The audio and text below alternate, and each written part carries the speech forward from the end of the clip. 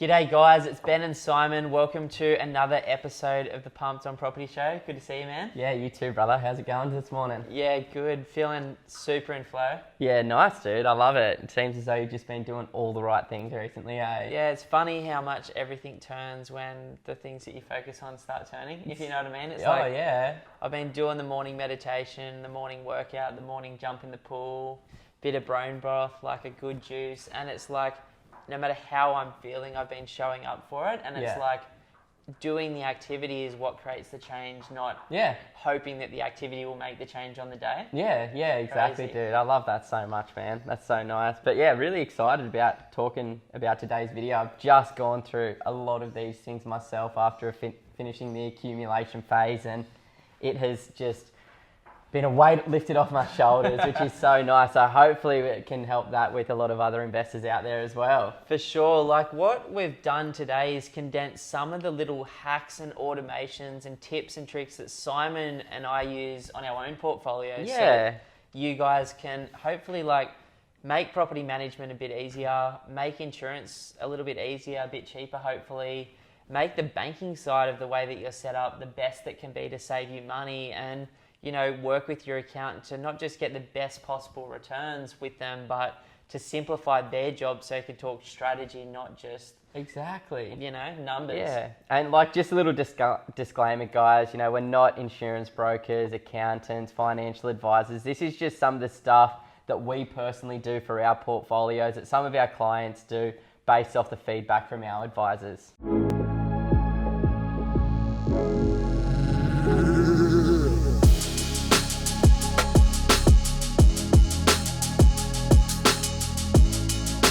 So let's talk property management, which I've really spent a lot of time in the last 2 years figuring this out.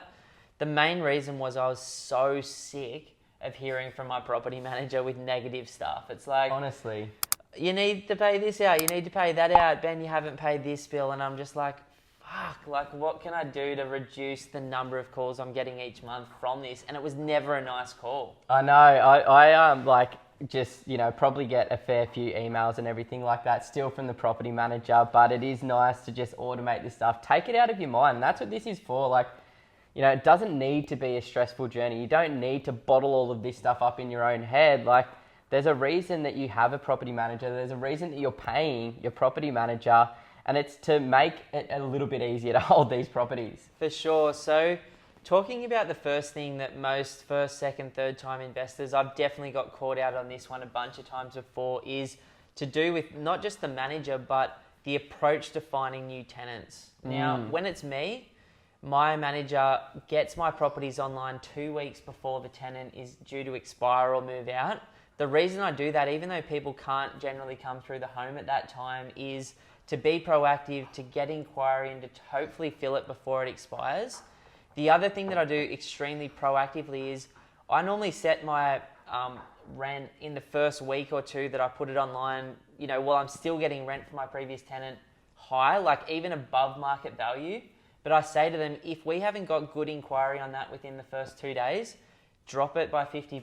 Yep. If we haven't got good inquiry on that number, which is just market value, then I'm not silly. Like if I can get $500 a week for 52 weeks a year versus getting $510 a week for 48 weeks of the year, I will choose, you know, the thing that's going to make me like fill my property and get me the highest average annual return. So I'll cut it 100%. severely and quickly, where a lot of people, myself included in the past, would sit there for bloody ages and go, I'm just waiting for market value, my ego won't let me drop the price point, and then you've got 4 weeks of vacancy, which takes you the next 4 years of keeping it full just to get back. Exactly. You know, you've got to remember that your managers are working in the market every single day, and they know what's best. They know where market value is. They know what other tenants are going to be willing to pay for that. And they're communicating with these prospective tenants every single week as well. So they're getting the first-hand feedback. So many people just don't take the recommendations and advice of their property managers,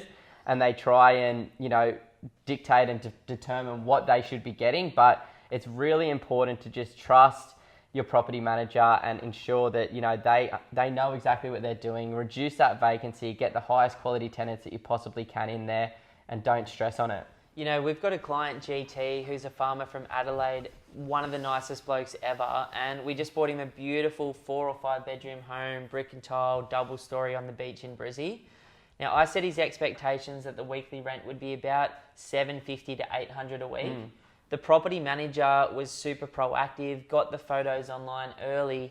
He actually went for $950 or $60 a week, and that was too high. And GT was smart, and after 3 or 4 days with not a lot of inquiry at that price point, he cut it back to $870 and was able to fill it in one day at $870. So, you know, it's good for you to be the conservative one and for your manager to be trying above market, and then for you to realistically meet in the middle as quickly as you can. For sure. One thing that we've noticed over the years is that rental markets change quite rapidly as well. Annually, based on different months of the year. Yeah, exactly. So, you know, fortunately, sometimes you can do that, go higher, potentially pull it back. But other times, you know, it may take a little bit longer to find a tenant. So, you know, you just got to stay true, stay strong, take the recommendations of your property manager and work with that. Actually, that's so important, man, before we move on to the next one. In the 2020 year, COVID year, I dropped the rents across my portfolio by about $300. Yep. This year, 2021, I've been able to increase it by $700 a week. So, like, you got to ebb and flow with it. Like, there's just no ego associated with this. What's best for you is to have consistent cash flow as close to market value or above market value as you can. Let everything else go and make decisions quick. Yeah, one thing that's been an absolute godsend for me recently is getting my property manager to look after my water and rates bills. So so nice having them sent straight to the property manager. Especially once you get to a multiple property portfolio as well, because basically now I've got 3 investment properties plus my own home. It was every month I'm getting a water bill or a rates bill. Let's think about that for a sec. You'd have 4 properties with 4 water bills, so that's 16, and then each property would have 2 rates, which is another 8. Yeah. It's 24 bills a year that were coming in. Of at least, you know, $300 to sort of $600 each. So it's like a big chunk of change. And, you know, I knew that the properties were earning enough money to basically cover these costs, but it's still just it's never nice opening a bill and seeing that. So opening 24 of them a year, it's actually super fucking depressing. It really it's not like you're getting any Christmas cards anymore in the mail. It's like bill, overdue. Seriously, so it's been super nice. So I just changed the direct email address from the local government or local council to my property manager. They get that, they pay the bill, and then they pass whatever they possibly can onto the tenant on top of that as well. And then I just get a monthly statement or, you know, an end of financial year statement, which just says profit and loss over that period of time for the property. Easy as to interpret, easy as to read. I know how much I've paid in those bills, and then I know exactly how much has been coming into the account. I love that, man. Like, another automation hack for your manager is to automate and set a figure for all of the little things that come up. So for me, I've basically said to my manager that you can pay anything on my behalf up to $300. Yeah. As long as you've got 2 quotes and you can provide me those 2 quotes, which they never do, but I'm trying to keep them accountable. And then if it's above $300, I want to know, but I don't want to know about the issue until you've got me 2 quotes sent with the email, because I don't want to go, oh, cool, like the screen doors stuff that's going to cost you $500 unless I can see 2 quotes. And generally, one of the quotes is for $300 and one of them's for $600. So exactly. I want a choice, and then I want to be able to quickly action it and move on. Yeah, and your managers shouldn't be too worried about that. They should have multiple tradespeople to access. So it's about finding the right manager and finding a manager that is going to look after the property like it's their own, which is super tricky. And if you're not getting what you want out of it from the property manager, then just think about potentially moving over to another agency and get out there and call and ask whether or not they will do these types of things for you. 100%. Now, another hack that I've only just put in place, which once you've bought the properties that are the ones that you want to hold long term and maybe even pass on to your family, you really want to look after those assets. Now, I've been horrible at this in the past. I've let my assets massively deteriorate, and that's fine if you're going to knock it down in a few years. But if you're not, and you want to keep that structure stable for the next 45, then there's things that I've realized I can do now. One of those is, let's say a tenant on average stays in my property for 18 months. On the rollout, when they're moving out, I now get a bond clean. I get the windows cleaned. I get the entire outside of the house, all of the driveways, all of the brickwork, all of the windows washed down. And I get a gardener through to do a weed and feed on the grass and to remulch the gardens. Now, that's a couple of $1,000, but that couple of $1,000, especially on my beachside properties, the proper wash down and stuff like that, as well as the internal bond clean, completely changes the way that it's handed back to the next person. And because it's handed back so well, that person outside of the wear and tear has to provide it in that condition. So they're doing it, then I'm doing it. And if that's happening once a year or once every two, absolute game changer. And I think it's also about like the appeal of that property. Now, if you've got beautiful, well manicured lawns, gardens, the outside of the property looks good, the inside of the property looks good, you're also going to appeal to those high quality tenants as well when you are looking for new ones, which I think is really important, because you want to get the best possible tenants that you can inside that property. The better it looks, the nicer it is. People are going to come in about, oh, I can see myself in here. This is a nice, tidy, clean place. This is in line with my values. I want it. 100%. And I'll pay more for it. You know, you can automate that. I literally send an email to my property manager at the start of the year, and I go, this is the rents I'm after. And as a reminder, each time I lose a tenant, I want these things done. If you're lucky enough to live close to your properties, now I haven't started to do this, but I absolutely have set the intention to do it for the last 5 years straight. I was about to say, how long have we been talking about it? But I want to do it, and that is go through my properties each year with a little notepad to just pick up those things that your manager doesn't see. You know, hey, there's a crack on that wall, or hey, this fan looks shocking, or hey, the place isn't that clean, like, can you please jump on it? And I feel like by doing that, I'm going to pick up those extra maintenance things that are missed, because it's like, you know, you're not seeing that, and I can get the place in even better condition. And it's prep for the future as well, because you might start to see some rust on the gutters, or you might see some, you know, paint starting to chip or fray on the outside of the property or inside of the property. And you're like, okay, cool. You know, I can ask my property manager how long until this is going to need repair. And then you can start planning for that, knowing that, okay, in 2 or 3 years' time, I might have to replace the gutters, or I might have to paint the exterior of the property, which is a pretty heavy expense.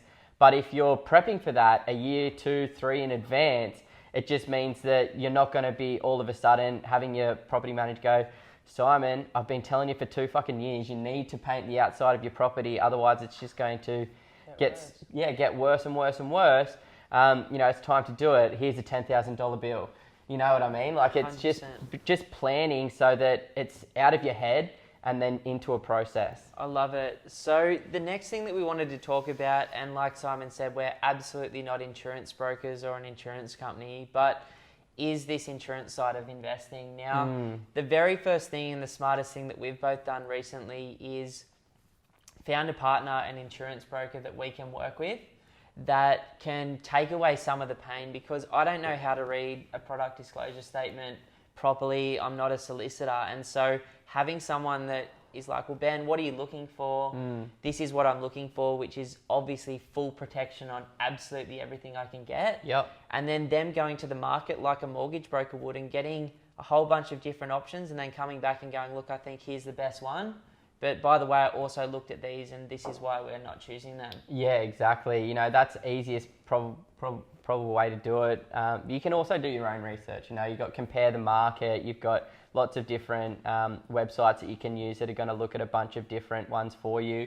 And you can do your own research. You know, you can call the insurance companies yourself, have a chat with them, see if there's any discounts that you can get. And, you know, just have that open conversation, because these guys are all in competition with one another. They understand it. You know, it's kind of easy to put the pressure on and ask those more difficult questions. Now, one of the things that I've done recently for my management, for my insurance, is I've set up a Microsoft to-do, but there's 1,000 different other to-do lists. And I've put the date that my insurance expires, my insurance date, the property address as like one line item. Yeah. And then it's an annual recurring reminder. Now, the great thing about an insurance broker is because they make money on the next year's premium, they're going to remind you as well. But for me, basically the start of each month, I look at my Microsoft To Do and I go, well, cool, I've got to send in January my email to my manager. In February, the insurance on this property is coming up. In October, it's coming up on that one. And by looking at the start of the month, I know what's coming up and it's out of my head. That's Exactly. the biggest thing. Like once you go past a few properties, there's so many moving parts that it's just a waste of your life thinking about them. Seriously. And, one thing that we'll talk about later is spreadsheets as well, but I might just plug this in now because, what I do there is I've got my spreadsheet set up month by month. So I can look at it and basically at the end of every month, I look forward ahead a month and go, okay, what expenses do I have coming up in this month? What rates bills are going to be due? What water bills am I going to have to pay? What insurances are due this month for my properties, for my cars or otherwise? And I'm prepping for that in advance. So once again, it's not like oh my God, I've got these massive bills, because sometimes it's like, okay, I've got 2 rates bills, 2 water bills, 1 insurance bill, and 2 of my family's birthdays in 1 month. And I'm looking at that and going, okay, I need to make sure that I'm prepping for this so that I've got enough money. Or it's just a case of like, cool, well, this month is not going to be the best savings month because... It's like Ben's birthday's coming up. I haven't bought this guy a present in 15 years. It'll be sweet.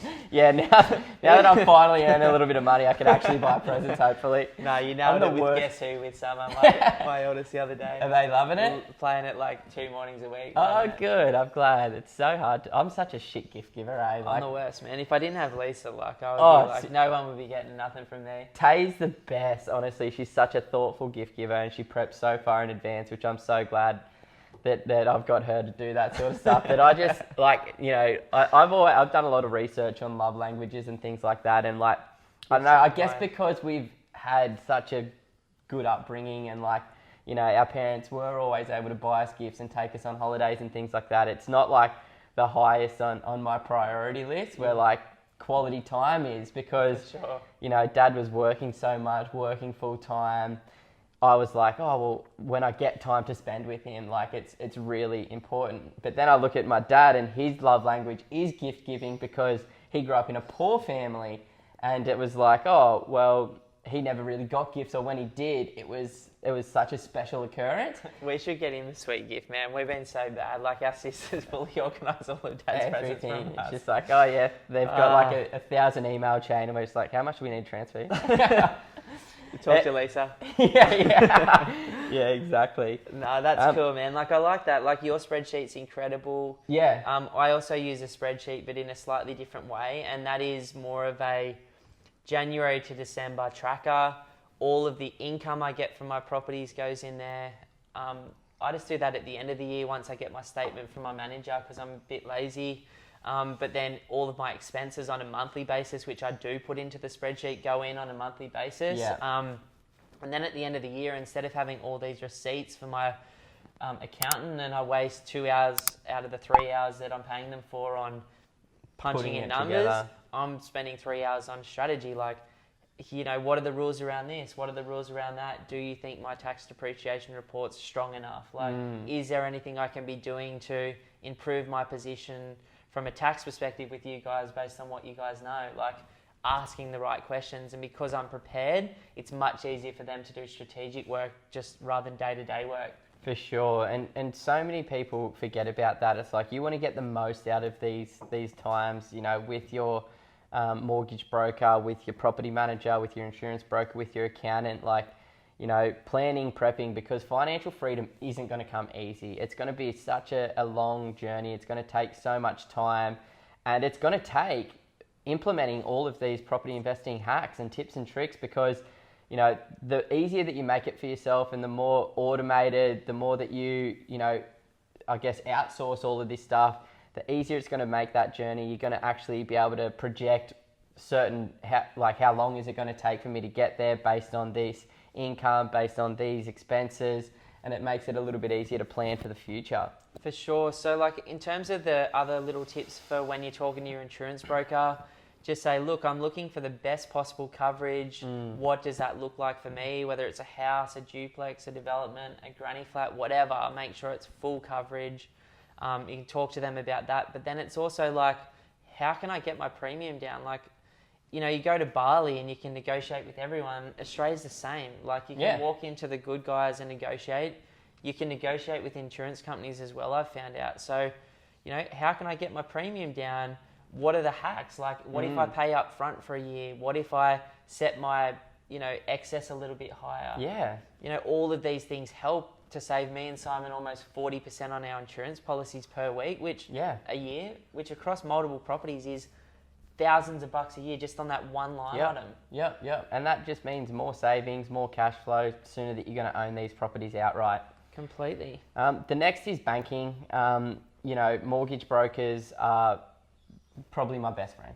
Without a doubt. My mortgage They're the most broker, important asset outside of an accountant. Without my mortgage broker, I probably wouldn't have been able to buy 3 of the 4 properties. Like, you know, I pushed the envelope so hard, tried to get in earlier than I probably would have. And if I had just gone to a bank, they just would have shut the door on me and said, come back in 12 months' time. But going to a broker who had relationships with banks, who had first, second and third tier lenders available, was able to, you know, go, cool, well, we can't do it with these guys, but, you know, here's an option with a second or third tier lender which we could utilize. And once we are in a better position in the future, maybe then we go back to a first or a second tier lender or something like that. But just getting that advice and having those options made it so much easier for me to do that, and made me get into the market sooner, which saved me so much money in purchasing price. I love that, man. Like, Simon and I have both just gone through a heavy year of really looking at getting the best result for our properties from a banking perspective. Now, what that has meant is I've refinanced all of my properties to different lenders and got much, much, much better rates. Like, almost everybody. I talked to a guy yesterday, he just fixed his loan for 2 years at 1.8%. Like, wow. All the time, rates are getting better and better and better. At the moment, they're probably going to get worse in the future, obviously. But like, if you had a couple of properties and you were able to save 1% per year, like, you could be talking about $10,000 across $1 million worth of debt. You know what I mean? Like, it's a huge deal. Another banking hack that I've used recently is I've just made sure I've had offset accounts attached to every one of their home loans, which is for each dollar I've got in the offset is a dollar I don't pay interest on the home loan while it's in that account. I've also finally like nicknamed my banks properly. So it's like, you know, Mooloolaba home loan, Mooloolaba offset. So it's just clear for me when I jump in there to see what I've got. Yeah. And to just know, like, to take away some of that franticness away, you know, the thinking, just take the thinking out of this property investment business you're running and have more time to, you know, do the things that are important to you. Yeah, man, I love it as well. Like, that's so good. And, you know, I haven't set up the offset accounts yet, but it's something that I'll definitely do now that I am moving into that consolidation phase. But what I've done instead of that is I've set up in my bank account a specific mortgage account, which is just one account for all 4 properties. So, you know, it's not as much visibility, but it is still easy because you click into that one account, you can see all of the income from the rents, you can see all of the expenses from insurances, rates, water, whatever, maintenance. And, you know, the good thing about that one is I'm putting surplus income into there or surplus cash into there every single week just to prop it up. And it's just nice to see that account go up and up and up and up and build those buffers in multiple different ways, in a savings account, in that mortgage account. And it just keeps it clear as well. So it's so separate from my day-to-day expenses. And it is a complete business. So it's its whole own separate entity that I've got just clear vision of exactly what's going in and out. I love that. I've actually done the same thing, I think, off the back of what you were saying, and I just call it an investment account. All the rent goes in, all the expenses come out. At the moment, because my rents in Queensland have gone up 10% this year, like, it's actually getting a little bit more each month without me having to put in for the first time in 11 years. Yeah, bro. That feels cool. Like, there's a bit of momentum. And then, you know, I just keep it clean. And I suppose that naturally moves to like the last bit, accounting. Again, we're not financial advisors or accountants. These are the things that we use to manage that person in our life, that advisor in our life. And, you know, we've got a great accountant as well, somebody that understands property investing, somebody that owns investment properties themselves, somebody that's been doing this for a number of years and implementing these hacks themselves and then providing us advice as to how we can maximize the benefits of that. You know, for yours, you've got one that's a business owner as well. So it's like you're getting the advice from the right type of people. So that's important. Like, you know, with this, you've got to treat it like a business. And I understand that loyalty and relationships is important, but you've got to treat this stuff like a business. If you're not getting what you need from your broker, from your accountant, from whoever, then you've got to seriously look at that and think about, you know, potentially transitioning. Maybe you ask somebody in your life that has more property, say, hey, who's the accountant that you're using? Because you seem to be getting way better deals than I am. And you just got to really, yeah, as I said, treat it like a business. For sure. So I suppose for me, you know, I don't just wait till after the tax year to go and sit with them and go, okay, here's all my stuff. How much do I have to pay? With my accountant, I pay a little bit more each year, and I go and sit with them for 2 or 3 hours before and do what we call tax planning, which is just, here's all my stuff, but what can we proactively do here? You know, the reality is if you're making money, you're going to pay a shitload of tax in Australia, and that's completely cool. But it's like the allocation of that stuff from their advice can be really helpful. Then I get all of my stuff to them in my spreadsheet at the end of the financial year, and then I go and sit with them again, and they go, well, here's how much tax you've got to pay. And, you know, throughout the year, like, I'm checking in with them. The other things that I've done as an investor is I've got tax depreciation reports. I work with BMT, but I know there's other great companies like Washington Brown. Maybe your accountant can introduce you to someone else. Each property that I buy that I'm not going to knock down, I get the report, I just send it to the accountant, and sometimes with negative gearing in Australia or the tax benefits of writing off the asset, I can get something back which can save me some money. That's so nice that we do have that option in Australia as well, where there is some tax concessions for investors and you can use them to your advantage. So, you know, negative gearing can definitely help while your property's negatively geared, and then depreciation if it's sort of positive. There's so many different tips and tricks that you can use to just maximize that cash flow, because, you know, one thing isn't going to make the biggest difference. Like, if you just look at your insurances, you know, it's not the biggest impact, but if you look at your insurances, your accounting, your banking, your property management, if you look at all of these things and you incorporate these different little things, then that adds up. You know, it becomes a lot, especially in a 2, 3, 4 plus property portfolio. You know, that $500 on one thing over a bunch of things, it really starts to add up. You know, I think about it this way, right? Like, if you've got a really, really, really good coffee shop that you love going to, and the price of your coffees, what's a coffee worth now? Like, well, my double shot almond milk latte is about $5.50 with your Apple on toast. You know, let's say your coffee's $4 for the average punter like me. Ben pays for most of my coffees nowadays. Yeah. Don't worry about Simon's like, yeah, I'll get the triple shot, like espresso with the fairy floss on top, shaped like a unicorn.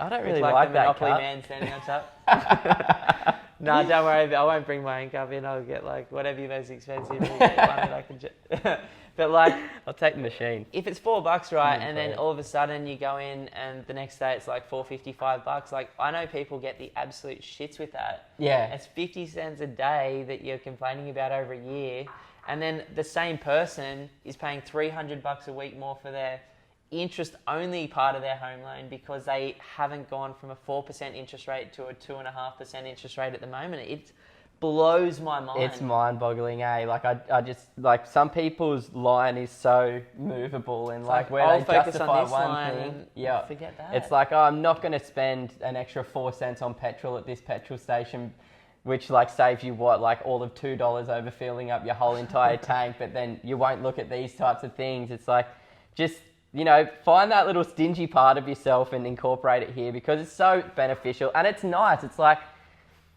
I don't love paying tax. I don't love paying insurances. These are like necessary things that we have to do. I don't love having to do it, but I know I have to do it. But I use this as like, well, if I can just save a little bit, if I can just do a little bit better, then it's like a little win. Yeah, it's all a little win. And, you know, by going through this process, literally just with the refinancing and focusing on the banking side with my broker, I reckon I'm saving literally 30 grand a year, maybe Yeah. even more. Like Yeah. on my insurances, now that I've got this broker, I'm saving across all my properties like at least 3 or 4 grand a year. With my accounting, like I'm paying more in accounting than ever, but you know, hopefully they're helping me. No, well, you They know, are it's helping me. different level, right, as well. There is obviously different levels to this sort of stuff. Yeah, but the reality is like the Australian government and the system is very, very black and white in Australia, which is why it's been, you know, so much safer than other markets around the world. And it's just finding people that understand the black and whites and using those people's skill set and their obsession in one thing for 10 or 20 or 30 years to help you navigate your way safely through, to do what you legally need to do, and to ultimately put yourself in the best and safest position long term. Exactly. And if it isn't just for the money, like it's about the clarity. And I can't even express how clear I feel after doing all of these things over the last few months. Like, honestly, it's like a full on weight off my shoulder, because even though you don't necessarily recognize it, having that thought in the back of your mind, oh shit, how much is that next rates bill going to be? How much is that next water bill going to be? Oh, I can't remember exactly when the insurance bill is going to come up. And you constantly got these little thoughts in the back of your mind that stress you out. And if you can just make this journey a little bit less stressful, a little bit easier, save a bit of money throughout it, it's just going to keep you motivated, keep you on track, not hold you back from, you know, continuing through this journey, moving forward with potentially buying additional investment properties or whatever it may be. It's just finding that clarity, taking whatever is in your mind out of it and putting it into a process, putting it into a spreadsheet, or having your advisors take care of it. Because that's what does Forrest Gump say? It's like, well, that's just one less thing I need to worry about now. Yeah, fully. You can see Apple shares. I love that, man. Yeah, at the end of the movie, it's so good. You know, I love what you just said, bro. And that's what this is about. Like automating, getting your time back, relaxing on things, and just knowing that you've looked at that one thing for long enough and found the right person to support you with it. So it is that one less thing to worry about and to enjoy your time again. Now you and can to start enjoy mowing the the journey. lawn. Start mowing the lawn. Or you can use the savings to pay for it, or whatever you want to do. Yeah, Lisa loves it. Tay loves it too, having the boys come around mowing the lawn. Sweet as. I love this stuff, man. Like, it's just little hacks that you can use just to elevate to that next level and become a bit more of a successful investor rather than just the average punter. I think the one thing that I'll finish this off with is your role, and what I've realized is my role as an investor and as an owner of an investment business, because whether you own one property or 30, that's what you are, is to manage your managers, to keep a finger in, like, on check, and to set boundaries and to set a strategic goal and to go, this is what we're all working towards. Each of those people will do a different little role, and together you will achieve what you're looking to achieve. But how I used to do it was, I expect them to do everything. I'm not going to get involved. I'm not going to check in with them. And my properties honestly turned to shit. Honestly, I guess when you think of it from a business perspective, you're paying these people to do this stuff. So if, as a business, they're your employees, if you're running a business and you've got employees, you're setting KPIs, you're setting targets for your employees to hit. So it's completely normal to do that with these partners They as well. love it. Like, since I've done this, Well, it's I clarity talk, for them I talk to too. them less, because it's like we all know where we're going. We all know where the dial is getting moved to this year. The expectation is set. It's done. It's like, cool, I know what Ben wants of me, and then I can just blend in with that. And I think it's a lot less work now that they're doing that. They don't have to call me when there's a fucking toilet issue. Just get the plumber out there. Like, Yeah. I don't need to know if the air conditioner's broken. I just need you to sort it out. And then if it's over $300, then let me know about it and bring me some quotes. Like, same with the accountant. Like, my goal is to work with them to strategically, like, use the Australian tax system as well as we can, and also to do the right thing. Like, that's the thing with this. Like, I don't love paying $500 a year in maintenance to fire alarms, but I know that having a fire alarm in every bedroom is going to save lives Australia-wide over the next 20 years, and I'm all for that. So it's like, cool, that's a new expense, but it's a part of the bigger picture, and you've just got to play bigger ball. Yeah, exactly, man. But nah, I hope you guys can use these little things to your advantage. Go talk to your property manager, go talk to your insurance broker or insurance company, your mortgage broker, your accountant, and start implementing these little things to the best of your ability, and hopefully you can do what Ben and I have done, which, live life with a little bit more clarity and less stress, and maximize the profits from our property portfolio as well. So thanks so much for running through those, bro. I really appreciate it. Yeah, you too, man. Awesome, guys. Enjoy. Have a good one. Oh, sweaty. So sweaty.